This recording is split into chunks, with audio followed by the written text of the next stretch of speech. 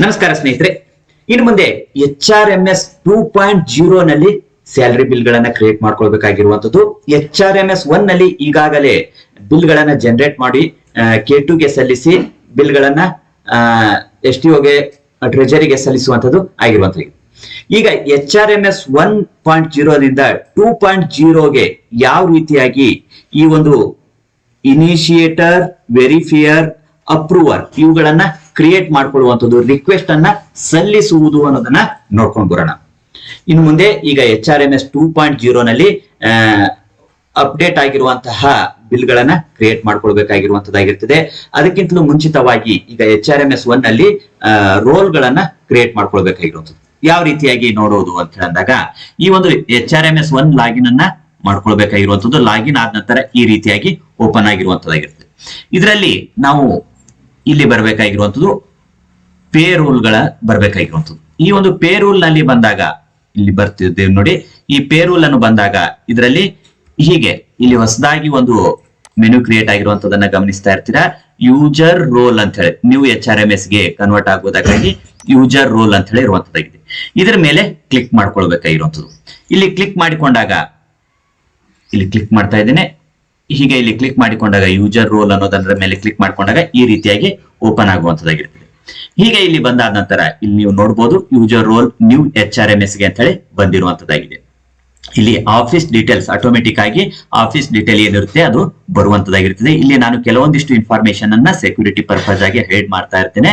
ನೀವು ನಿಮ್ಮ ಒಂದು ಲಾಗಿನ್ ಅಲ್ಲಿ ಹೋಗಿದಾಗ ಅವುಗಳೆಲ್ಲ ಡೀಟೇಲ್ ಆಗಿ ಕಾಣಿಸ್ತಾ ಇರುವಂತದ್ದಾಗಿರ್ತದೆ, ನೋಡ್ಕೊಳ್ಬಹುದು. ಇಲ್ಲಿ ಏನಿರುವಂತದ್ದಾಗಿದೆ, ಇಲ್ಲಿ ಡಿಪಾರ್ಟ್ಮೆಂಟ್ ಯಾವ ಒಂದು ಡಿಪಾರ್ಟ್ಮೆಂಟ್ ಇದೆ ಆ ಡಿಪಾರ್ಟ್ಮೆಂಟ್ ಗೆ ಸಂಬಂಧಿಸಿರುವಂತದ್ದು.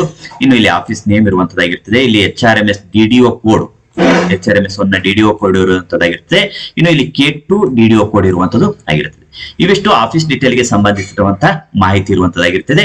ಇದು ಆಟೋಮೆಟಿಕ್ ಆಗಿ ಈ ಒಂದು ಮಾಹಿತಿ ಬಂದಿರುವಂತದ್ದಾಗಿರ್ತದೆ. ಇಲ್ಲಿ ಏನು ಬದಲಾವಣೆ ಮಾಡುವಂತದ್ದು ಬೇಕಾಗಿರುತ್ತೆ. ಇನ್ನು ಇದಾದ ನಂತರ ಎಂಪ್ಲಾಯ್ ಡೀಟೇಲ್ಸ್ ನಲ್ಲಿ ಇಲ್ಲಿ ನಾವು ಕ್ರಿಯೇಟ್ ಮಾಡ್ಬೇಕಾಗಿರುವಂತದ್ದು ಏನಾಗಿದೆ, ರೋಲ್ಸ್ ಗಳಲ್ಲಿ ಇನಿಷಿಯೇಟರ್, ವೆರಿಫೈಯರ್ ಮತ್ತು ಅಪ್ರೂವರ್ ರೋಲ್ ಗಳನ್ನ ಕ್ರಿಯೇಟ್ ಮಾಡಬೇಕಾಗಿರುವಂತದ್ದು. ಈ 3 ರೋಲ್ ಗಳನ್ನ ಕ್ರಿಯೇಟ್ ಮಾಡಬೇಕಾಗಿರುವಂತದ್ದಾಗಿರ್ತದೆ.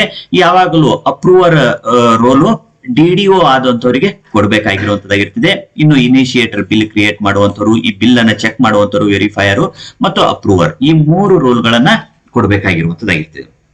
ಈ ಒಂದು ಕೆಲವೊಂದು ಆಫೀಸ್ಗಳಲ್ಲಿ ಏನಾಗಿರ್ತಾರೆ, ಬಿಲ್ ಕ್ರಿಯೇಟ್ ಮಾಡುವಂತರಾಗಿರ್ತಾರೆ, ಬಿಲ್ ವೆರಿಫೈಯರ್ ಇರ್ತಾರೆ ಮತ್ತು ಅಪ್ರೂವರ್, 3 ಇರುವಂತದ್ದಾಗಿರ್ತದೆ. ಕೆಲವೊಂದು ಕಡೆಗೆ ಈ 3 ಉದಾಹರಣೆಯಾಗಿ ಕೆಲವೊಂದು ಶಿಕ್ಷಣ ಇಲಾಖೆಗಳಲ್ಲಿ ಆಗಿರ್ಲಿ, ಅಲ್ಲಿ ಏನಾಗಿರ್ತದೆ ಒಬ್ಬರೇ ಆದಂತವ್ರು ಈ 3 ಸಹ ಮಾಡುವಂತದ್ದಾಗಿರ್ತದೆ. ಆ 3 ರೋಲ್ಗಳನ್ನು ಸಹ ಒಬ್ಬರಿಗೂ ಕೊಡ್ಬೋದು.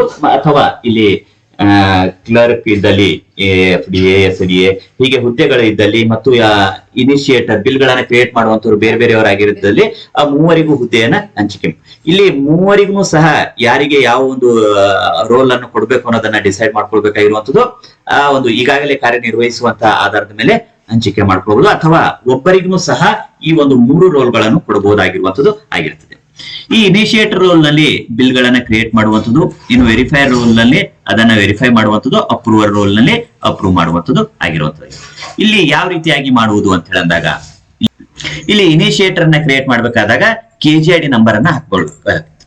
ಈ KGID ನಂಬರ್ ಹಾಕಿದಾಗ ಇಲ್ಲಿ ಎಲ್ಲ ಮಾಹಿತಿಗಳು ತಾನಾಗೆ ಬರುವಂತದ್ದಾಗಿರ್ತದೆ. ಮೊಬೈಲ್ ನಂಬರ್ ಅನ್ನ ಎಂಟ್ರಿ ಮಾಡಿ ಇಲ್ಲಿ ರೋಲ್ ಅನ್ನ ಹಂಚಿಕೆ ಮಾಡ್ಬೇಕು. ಇನಿಷಿಯೇಟರ್ ರೋಲು ಅಥವಾ ವೆರಿಫೈಯರ್ ರೋಲು, ಅಪ್ರೂವಲ್, ಈ 3 ರೋಲ್ ಗಳನ್ನು ಒಬ್ಬರಿಗೂ ಸಹ ಕೊಡಬಹುದಾಗಿರುವಂತದ್ದು ಆಗಿದೆ. ಹೀಗೆ ಇಲ್ಲಿ ನಾನು ಈಗಾಗಲೇ ಈ ಒಂದು ರೋಲ್ ಗಳನ್ನ ಹಂಚಿಕೆ ಮಾಡಿರುವಂತದ್ದಾಗಿದೆ. ಹಾಗಾಗಿ ಇಲ್ಲಿ ತೋರಿಸ್ತಾ ಇಲ್ಲ. ನೀವು KGID ನಂಬರ್ ಅನ್ನು ಯಾರಿಗೆ ಇನಿಷಿಯೇಟರ್ ಕೊಡ್ಬೇಕು, ಇನಿಷಿಯೇಟರ್ ಡೀಟೇಲ್ಸ್ ಅನ್ನ ಹಾಕಿ KGID ನಂಬರ್ ಅನ್ನ ಹಾಕಿ ಗೆಟ್ ಅಂತ ಹೇಳಿ ಡೀಟೇಲ್ಸ್ ಕೊಟ್ಟಾಗ ಇಲ್ಲಿ ಬರುತ್ತಾ ಇರ್ತದೆ. ಡೆಸಿಗ್ನೇಷನ್ ಪ್ರಕಾರವಾಗಿ ಇಲ್ಲಿ ಇನಿಷಿಯೇಟರ್ ಅಂತ ಹೇಳಿ ಕೊಡ್ಬೋದು. ಅಥವಾ ಒಂದೇ ಬಾರಿಗೆ ಇನಿಷಿಯೇಟರ್, ವೆರಿಫೈಯರ್, ಅಪ್ರೂವರ್ ಅಂತ ಹೇಳಿ 3 ರೋಲ್ ಗಳನ್ನ ಹಂಚಿಕೆ ಮಾಡ್ಕೊಳ್ಬಹುದಾಗಿರುವಂತದ್ದು. ಹೀಗೆ ಹಂಚಿಕೆ ಮಾಡಿಕೊಂಡಾದ ನಂತರ ಇಲ್ಲಿ ಏನ್ ಮಾಡ್ಬೇಕು, ಸೇವ್ ರೋಲ್ ಅಂತ ಹೇಳಿ ಇರುವಂತದ್ದು. ಒಬ್ಬರಿಗೆ ಕೊಟ್ಟಿದೆ ಆದ್ರೆ ಇನಿಷಿಯೇಟರ್ ಕೊಟ್ಟಾದ ನಂತರ ನೆಕ್ಸ್ಟ್ ಇನ್ನೊಂದು KGID ಸಂಖ್ಯೆ ಹಾಕಿ ವೆರಿಫೈಯರ್ ಕೊಟ್ಕೊಳ್ಬೇಕಾಗಿರುವಂತದ್ದು. ಇನ್ನೊಂದು KGID ಸಂಖ್ಯೆ ಹಾಕಿ DDO ಯಾರಾಗಿರ್ತಾರೆ ಅವರಿಗೆ ಅಪ್ರೂವರ್ ರೋಲ್ ಅನ್ನ ಕೊಡಬೇಕಾಗಿರುವಂತದ್ದಾಗಿರ್ತದೆ.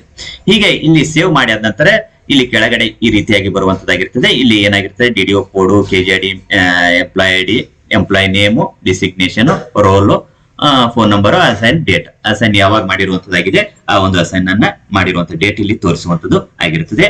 ಇದು ಆದ ನಂತರ ಈ ಒಂದು ಯೂಸರ್ ಐಡಿ ಮತ್ತು ಪಾಸ್ವರ್ಡ್ ಗೆ ಸಂಬಂಧಿಸಿದಂತೆ ಅಪ್ಡೇಟ್ ಆಗಿರುವಂತಹ ಮಾಹಿತಿ, ಒಂದು ಪಾಸ್ವರ್ಡ್ ಏನಿರುತ್ತೆ ಡಿಫಾಲ್ಟ್ ಪಾಸ್ವರ್ಡ್ ಎಲ್ಲ ಮೊಬೈಲಿಗೆ ಬರುವಂತದ್ದಾಗಿರ್ತದೆ. ಆ ಒಂದು ಇದನ್ನ ಬಂದಿರುವಂತಹ ಪಾಸ್ವರ್ಡ್ ಅನ್ನ ಯೂಸ್ ಮಾಡಿಕೊಂಡು ರಿಸೆಟ್ ಮಾಡಿ ಪಾಸ್ವರ್ಡ್ ಅನ್ನ ಮತ್ತೆ ಹೊಸದಾಗಿರುವಂತಹ ಪಾಸ್ವರ್ಡ್ ಅನ್ನ ಕ್ರಿಯೇಟ್ ಮಾಡಿಕೊಂಡು ಲಾಗಿನ್ ಆಗಬಹುದಾಗಿರುವಂತದ್ದು. ಮುಂದಿನ ವಿಡಿಯೋದಲ್ಲಿ ಯಾವ ರೀತಿಯಾಗಿ ಈ ಒಂದು ಲಾಗಿನ್ ಆಗ್ಬೇಕು ಅನ್ನೋದನ್ನ ನೋಡೋಣ.